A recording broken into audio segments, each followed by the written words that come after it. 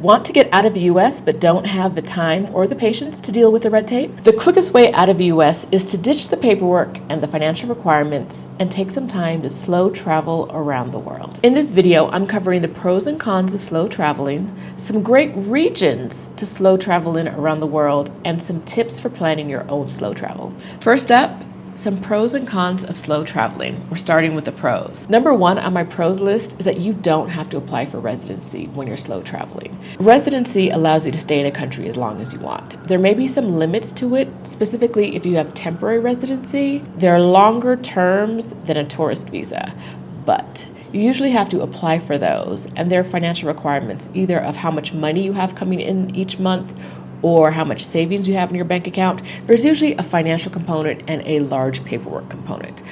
If you're slow traveling around the world, you just show up to places that will give you visa-free entry. Stay as long as you want, as long as it's under the amount of time the government says you can stay there on a tourist visa. And when you're ready to go to the next place, you go to the next place. Some places are still going to require a little bit of paperwork for a tourist visa, but you can decide whether you want to go to those places or not when you're bopping around. This works really well if you have a strong passport.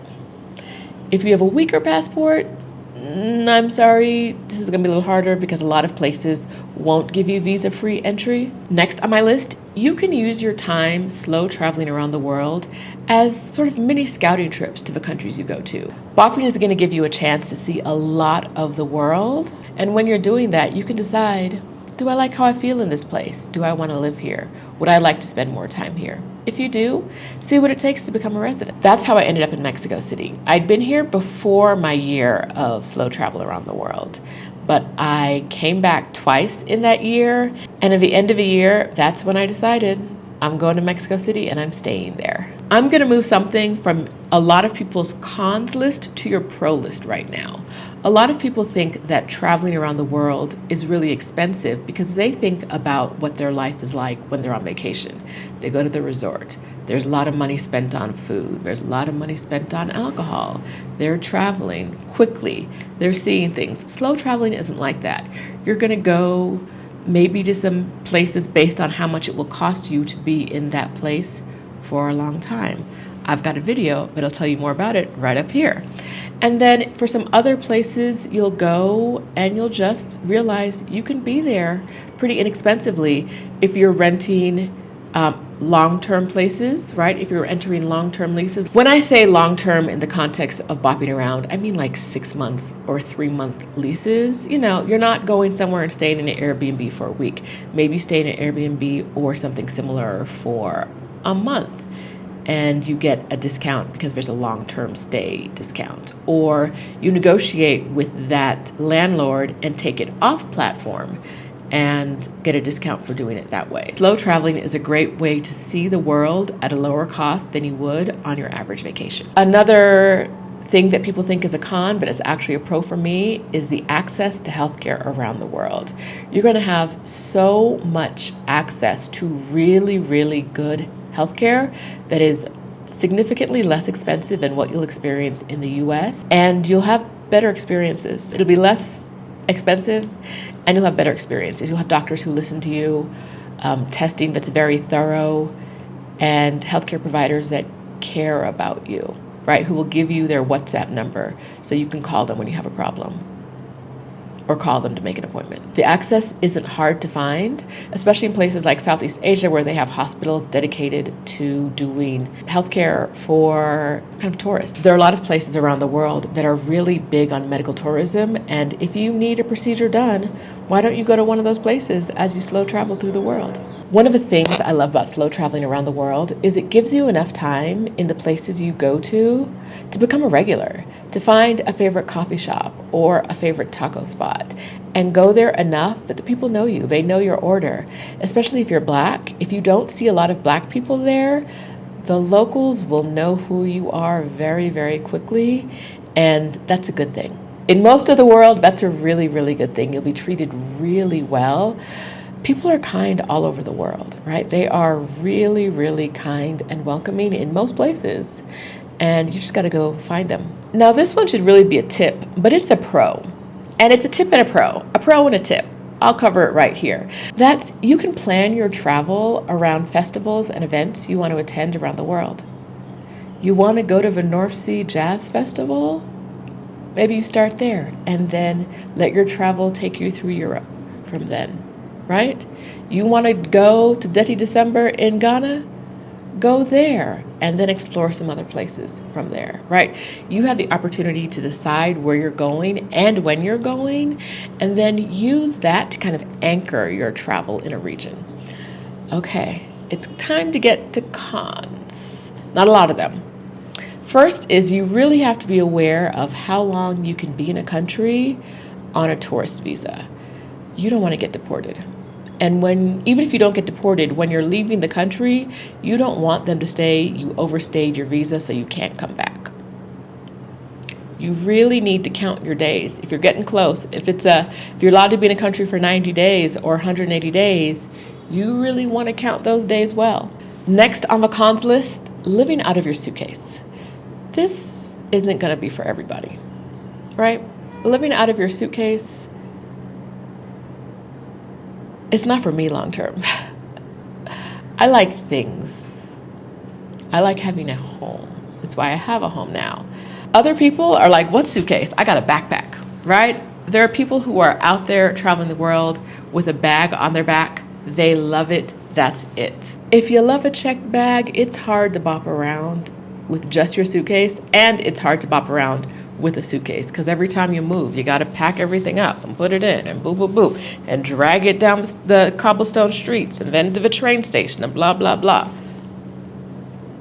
Travel days are a bit of a con. I guess I'm moving on to the next one already. Living out of your suitcase is hard because you only have so much stuff. I know people who get rid of stuff and then get more stuff and get rid of stuff and get more stuff when they're traveling. I don't like that. I just want to get the more stuff and the more stuff and the more stuff, which means my suitcase gets full, which brings me to the next point. Travel days can be really hard. They can be exhausting.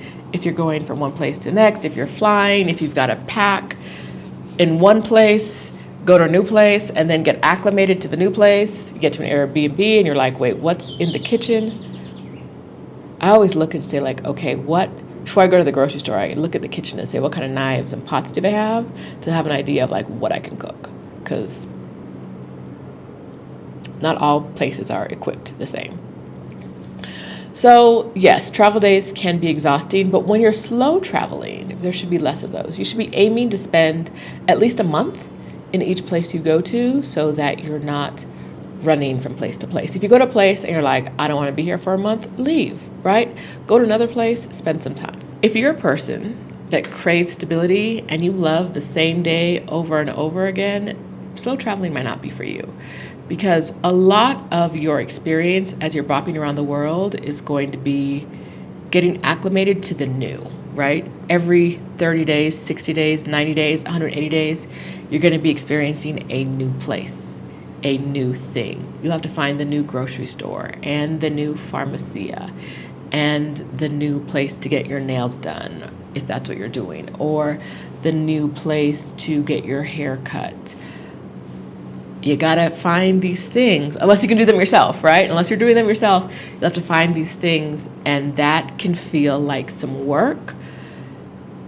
It's less work when you're traveling slowly, right? If you're going to a new place each week, that would be really challenging. But if you're going to a new place each month or every other month, it's much easier. But still, there's a learning curve for every new place you go to, and you have to be prepared for that. When you're traveling slowly, staying in the same region for some time really helps reduce your travel expenses. So now I'm going to talk to you about some of my favorite travel regions to bop around in. I'm going to talk about how long you can stay in some of these countries. I'll be talking about people who are holding U.S. passports because that's the majority of my audience. Sorry if that's not you. All right, in Mexico, U.S. passport holders can stay in the country for up to 180 days. They will tell you when you get there how long you can stay. 180 days, 6 months, is a great amount of time to check out the country. Now, I'm making Mexico a region on its own because it's so vast and so different. You can go to Mexico City and see the citiest city in the world, right? Or you can go to Playa del Carmen, Puerto Vallarta and enjoy the beaches. You can go to Oaxaca and really dig deep into the indigenous culture there. There's so many options of really great places to spend your time, but 6 months isn't enough for most people. A lot of people come for 6 months, leave for a little while, and then come back because it's a really great country to spend some time in. Next on my list is Southeast Asia. It's really well known for having great food and low prices. So if those are two things that hit high on your list, check them out. All right, you can stay in Malaysia for 90 days, in Thailand for 60 days, in Vietnam for 90 days, and in Cambodia for 30 days. 90 days in Vietnam, imagine what you could see. 30 days in Cambodia, I bet you'd enjoy that. Let's move to East Africa. Kenya, Uganda, and Rwanda have an East Africa visa. You can spend 90 days in those 3 countries on that visa. Explore. Go gorilla trekking, right? See what's out there. People love Rwanda. People who stay there for a long time love Rwanda. Go be one of those people. Go spend some time there and love it. If you want to spend time in the motherland, this is a great 3-for-1 special. Maybe Europe is more your speed. The Schengen zone, Western Europe, Portugal, Spain, France would be my recommendations. Portugal, Spain, France. Because they're all in the same zone, there are no borders to cross, so you can just take a train from one country to the next and just be there, hanging out, right? You can just be there for 180 days in a year. Magical. Absolutely.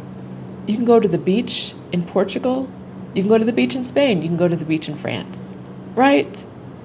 Check them all out, see how they're different. And then when your 180 days is up and you're like, I need to get out of here, go check out a European city or country, if you want to really check it out, outside of a Schengen zone. Georgia and Albania are 2 front runners when we talk about slow traveling, because both Georgia and Albania allow you to be in the country for 365 days on a tourist visa. You could just chill there for a year. Imagine this, you're in Dallas right now. Your lease is going to be up in 2 weeks. You have nothing holding you back. You can work remotely, or maybe you can take some time off work. You don't need to work right now. You could pick up, put your stuff in a suitcase, drop some stuff off at a family member's house, be in Albania for 365 days, checking it out, living inexpensively, no paperwork, no paperwork, no financial requirements, just leaving where you are, packing a suitcase, and going. The Black people who go there, they like it. I hear over and over from people who spent time there who were like, yeah, it was cool. Pack a bag. Go. Maybe you want to stay there in one of those countries for 365. Maybe you don't. Maybe you just want to wait out another 180 days and then get back to the Schengen zone. Whatever you want to do, the world is your oyster, right? Look up how long your passport allows you to be in any country in the world, and then just go there for that long. If you don't like it, try another city. If you don't like another city, try another country. The world is open for you. It's welcoming to you. Go get it. My last region that I really love to see people checking out is Central and South America. Go to Costa Rica. You can stay there for 180 days on a tourist visa. Panama, Colombia, Ecuador, you can stay there 90 days. Peru, 183 days. Go eat the food. Go chill on the beaches. Go find the Black people, the indigenous, the people who've been there for a long time. Go explore the countries, right? There are countries out there that are welcoming to you, who want you there. All you got to do is show up, right? You can spend 6 months in Peru, figuring out how people live, looking with curiosity, learning Spanish, learning weaving. I don't know. Go do something. Go learn something. Go live a good life. All right. I've told you some pros and cons, and I've told you some places to go. Now let's talk about some tips for planning your slow travel. 1, you don't have to plan everything in advance. You don't have to have your whole year of slow travel mapped out, your whole 3 months mapped out. For me, when I'm traveling, as long as I know where I'm sleeping tonight And tomorrow night, I'm fine. The rest of it will work itself out. I have 36 or 48 hours to figure out where I'm sleeping next. Good enough for me. If you're a planner, you can plan ahead, but know that if you plan ahead too far, your plans may change and you may want to do something else. And so maybe you lose the cost of a flight or accommodations. If you get to a place, maybe you get to a place, when I was in Chiang Mai, loved it there, and people would be like, hey, we're gonna go do this adventure on Thursday. Now, if I had planned to leave on Thursday, I wouldn't be able to do the adventure. So maybe I changed my plan so I could adventure with them, right? Booking too far in advance stops you from really being in the experience and doing some of those spontaneous things that you might enjoy with people that you may never meet again, or you may see again somewhere around the world. Slow travelers are almost always out there. Slow travelers are almost always outside, and so you'll find them somewhere else again. Staying in the same region as long as possible helps reduce travel costs, because taking a bus or a train from place to place is going to cost you less than a plane. And even if you're traveling by plane, staying in the same region helps you, because a lot of regions have low-cost carriers in the region, like AirAsia in Southeast Asia. Your knees may hit the seat in front of you, but that ticket is going to be cheap. When you're looking to stay in a place for more than a month, try to get off the platform. Don't try to rent it through Airbnb or Booking, whatever. Try to negotiate with the owner so that you can get just a lease with them. Or look, however the locals look for places. Look for places that way, whether it's walking around and seeing signs or in a specific site. Look there on the online site, walking around for places that you might like. I suggest doing that after you've been in a location for a while. You don't want to do that before you get there. I really do not recommend that you rent places long-term in a place before you get there. And by long-term, I mean more than a month in this context. I recommend staying in some place for a short amount of time before you try to rent something long-term, because you don't want to show up and have it be something where you're like, oh no, not this, never this, I don't like this. Right? You really want to make sure it's something that works for you. Now let's make this a group project. If you're hesitant about slow traveling around the globe, let us know in the comments what your concern is. And if you've spent some time bopping around, why don't you get in the comments and give some advice to the newbies out there, or tell them places you loved, places you'd love to go back to, and some other parts of your experience that you think they should know. Thanks for watching this episode of Move Abroad School. Come back and catch the next class that's going to help you on your Move Abroad journey. Bye for now.